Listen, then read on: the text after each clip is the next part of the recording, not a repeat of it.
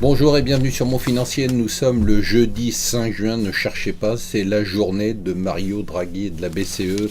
Draghi au secours de l'économie européenne pour le Figaro. La BCE joue son va-tout pour sauver la croissance pour les Échos. On ne parle que de ça dans tous les journaux. Alors il va falloir vraiment qu'il fasse quelque chose de très surprenant parce qu'il y a une telle attente sur les marchés qu'il va falloir vraiment qu'il frappe fort. Alors en attendant, les marchés continuent quand même à monter. Hier, comme nous dit le Financial Times, le S&P accumule les records. Alors avec un élément qui est quand même intéressant que nous donne le Wall Street Journal, je le cherche, où est-il, le voilà, qui nous dit globalement que les volumes n'ont jamais été aussi bas sur les marchés depuis la crise. En fait, vous avez remarqué que ça bouge pas beaucoup, même si ça monte, il y a très peu de volume. Et hier, on a atteint, enfin au mois de mai, pardon, on a atteint des records de baisse de volume.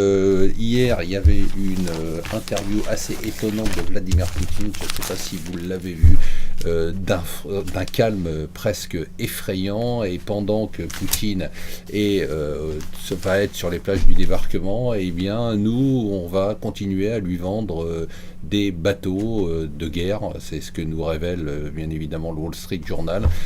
On devait mettre en place des sanctions, il n'y aura aucune sanction, non seulement il n'y a pas de sanctions, mais on va lui vendre donc des bateaux. Il y a 400 marins russes qui vont venir en France pour être formés à Saint-Nazaire.